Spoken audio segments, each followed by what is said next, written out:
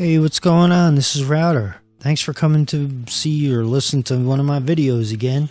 Or maybe it's the first time. That's fine. That's even better, I guess. Or, oh, I don't even know what I'm saying. Just thanks for being here.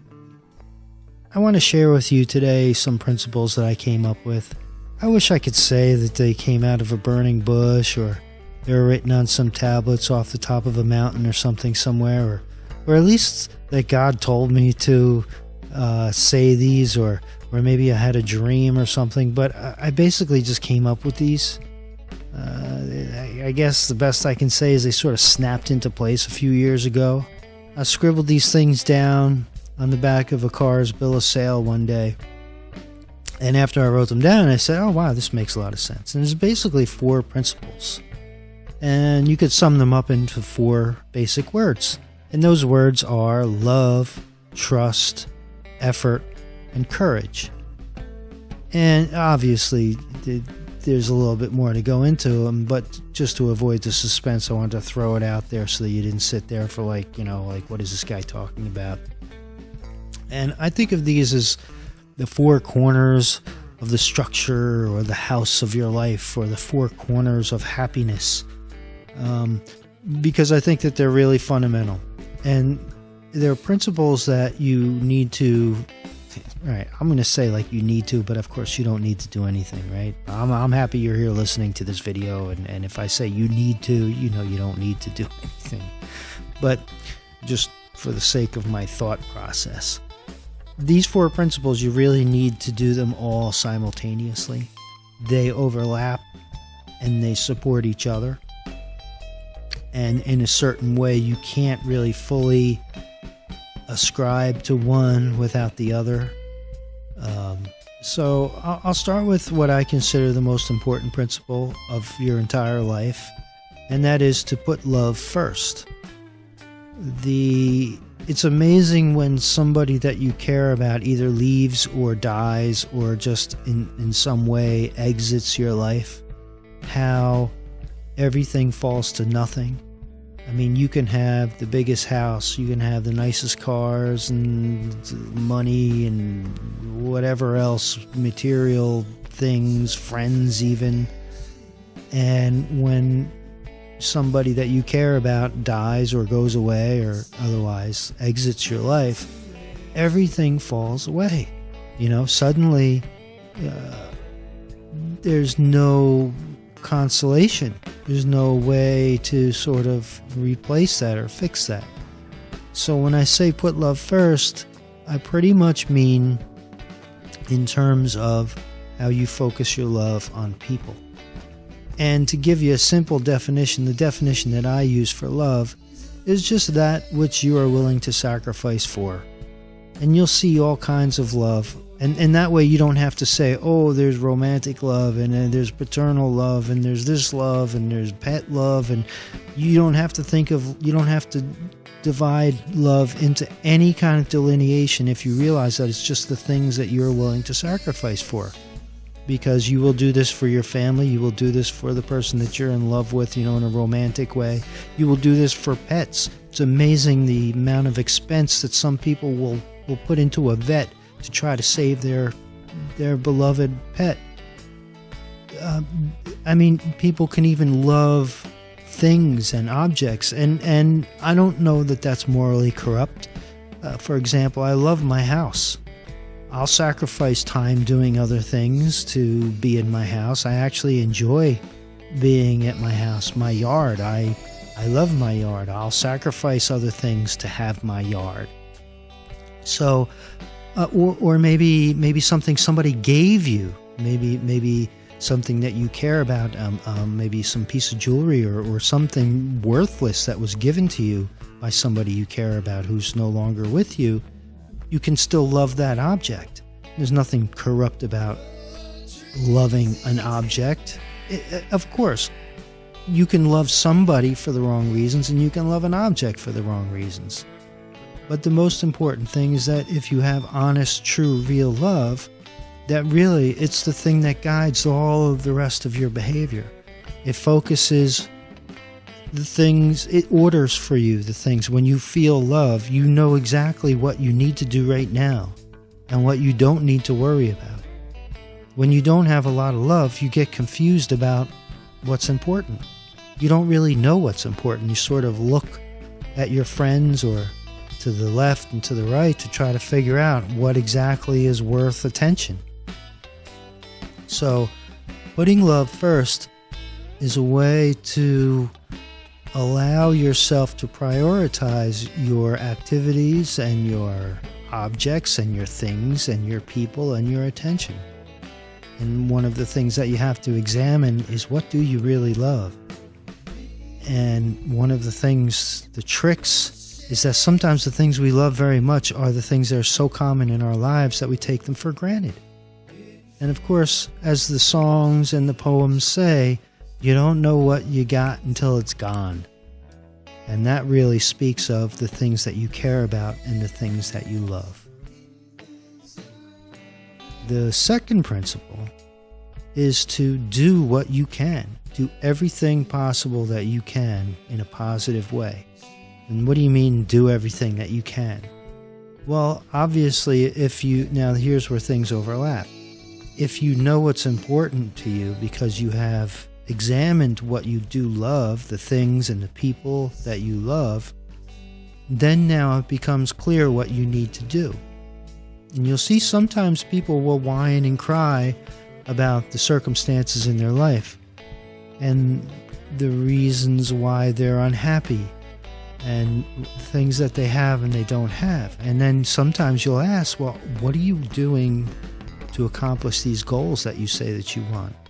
And a lot of times we find that people just don't do what they need to do to accomplish the things that they need to do. And this is the word effort. We just talked about love, and the next word or the next principle is effort. You put love first, and then you put your effort forward. And you have to do everything that you possibly can in this life to bring about the circumstances that you want to have happen. Now, you can't do everything, right? You can't make everything happen that you want to, but you can certainly recognize that there are things that you can do, and that you can do things to the limits that you can do them. And once you've gotten to those limits, well, then you can't do much more at that point. The third principle is trust. And actually, when I say trust, I really mean trust in God. And this is something that if you haven't developed to a point where you've accepted the reality of a God, then everything is random to you. Life just happens. And you'll hear people say this all the time. It's in movies and popular culture that, well, things just happen to people. People who believe in some form of a creator, a he, a she, a force, an energy, however you want to say it, they've sort of ascribed to an idea that life is no longer random anymore. Not that things will be good necessarily, but that when things do happen, that there's a recognition that there must be a reason. And I know for people who don't ascribe to this, that sounds absolutely insane to just say, well, this happened and there's nothing you can do about it. But actually, if you look at the other two principles, especially the effort, if you put your love first, and if you've done everything that you can, then all you can do is either go insane because you think everything is random, or you can trust God. And remember, you heard this next quote here first. It's more important to be true to what you believe than for what you believe to be true. Now think about that. It is more important for you to be true to what you believe than for what you believe to be true. If you believe something, it's because you can't know it. If you can know something, then there's no point in believing it, because now you can just get to the direct knowledge of it. So if you believe something and it cannot ever be proven true or false, then you might as well be true to what you believe, because you'll never be able to prove the truth of what you believe. So if you choose to believe something, be true to it. And that goes back to the idea of trust. You have to be able to trust. Now, I really mean trust in God, but that's also in people. If you've put your love first and you've done everything you can, now when you do everything you can, you've sort of excluded people that are going to hurt you to the best of your ability. You have cleared your mind about priorities and what's recognizable and what's trustworthy in people.